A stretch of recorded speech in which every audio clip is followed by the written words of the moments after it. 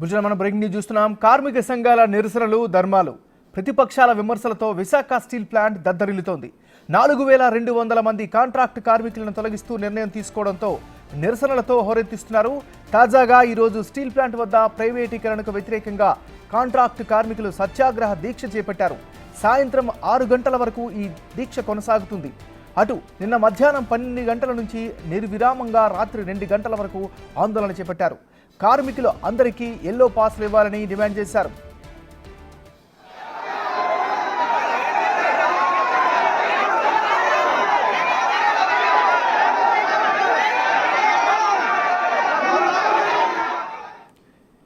ED works buildings ను ముట్టడించి office అద్దాలను పగలగొట్టారు. కార్మికుల తొలగింపు నిర్ణయాన్ని వెనక్కి తీసుకోకుంటే ఉద్యమాన్ని ఉధృతం చేస్తామని హెచ్చరించారు. రాష్ట్ర ప్రభుత్వం కార్మికుల ఉద్యమాన్ని అణచివేయాలని చూస్తే తగిన బుద్ధి చెబుతామని అన్నారు. మరోవైపు నిన్న స్టీల్ ప్లాంట్ యాజమాన్యం, కాంట్రాక్ట్ కార్మికుల మధ్య జరిగిన చర్చలు విఫలమయ్యాయి. పాస్లు రెన్యువల్ చేయడానికి రాతపూర్వకంగా హామీ ఇవ్వాలని కోరగా యాజమాన్యం అంగీకరించలేదు. దీంతో కార్మికులు తమ ఆందోళనను కొనసాగిస్తామని ప్రకటించారు.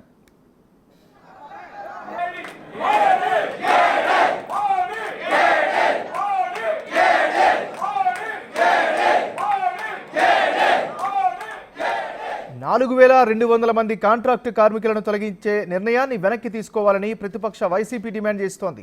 కేంద్ర రాష్ట్ర ప్రభుత్వాలు కార్మికులను తొలగించి విశాఖ స్టీల్ ప్లాంట్ను ప్రైవేటీకరించాలని చూస్తున్నాయని మాజీ మంత్రి బొత్స సత్యనారాయణ ఆరోపించారు. కార్మికుల తొలగింపు అంశాన్ని కేంద్ర పునఃపరిశీలించాలని ఆయన కోరారు. అటు రాష్ట్రంలో 20 లక్షల ఉద్యోగాలు ఇస్తామన్న చంద్రబాబు ఉన్న ఉద్యోగాలను తీసేస్తున్నారని ఆరోపించారు. ఇవాళ సాయంత్రం కార్మికుల ఆందోళనలో ఏపీపీసీసీ అధ్యక్షురాలు వైఎస్ షర్మిల పాల్గొంటారు.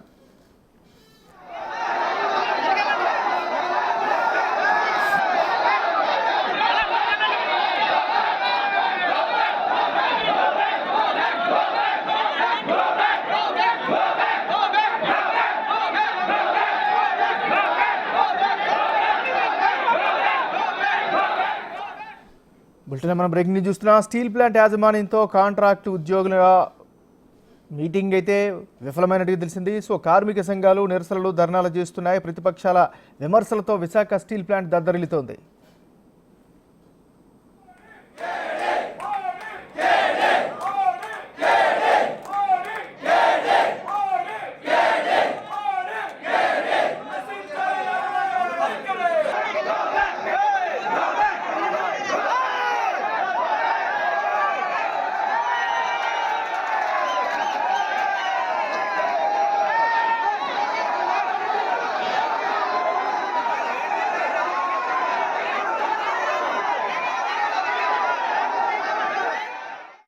కార్మిక సంఘాల నిరసనలు, ధర్నాలు, ప్రతిపక్షాల విమర్శలతో విశాఖ స్టీల్ ప్లాంట్ దద్దరిల్లుతోంది.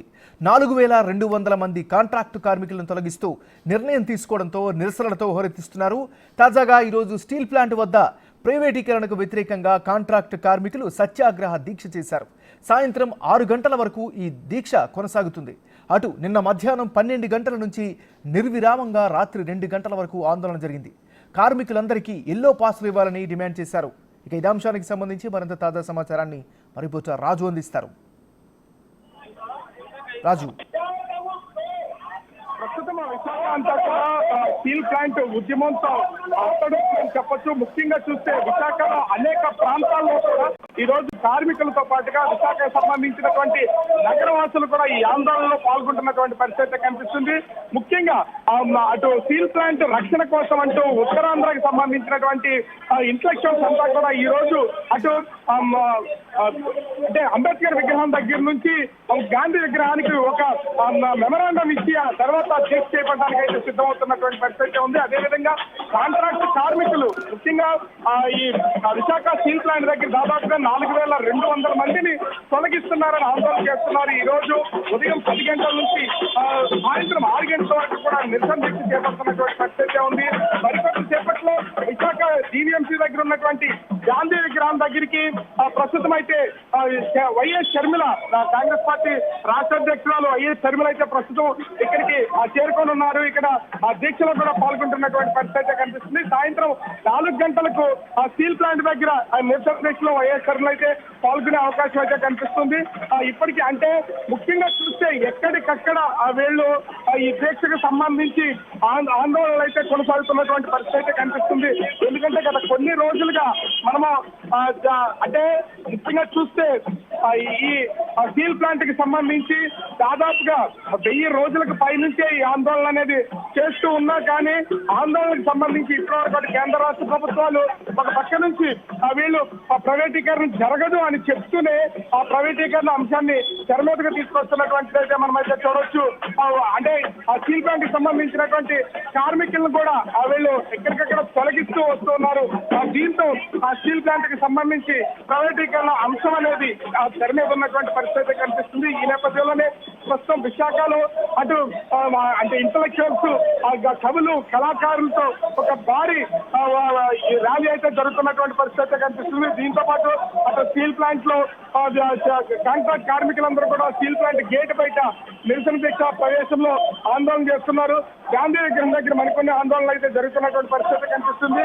రాష్ట్ర ప్రభుత్వం ఈ స్టీల్ ప్లాంట్ ప్రైవేటీకరణ జరగడంలో కుట్ర చేస్తుంది, కేంద్రానికి సహకరిస్తుందని వీళ్ళైతే విమర్శలు చేస్తున్నటువంటి పరిస్థితి కనిపిస్తుంది.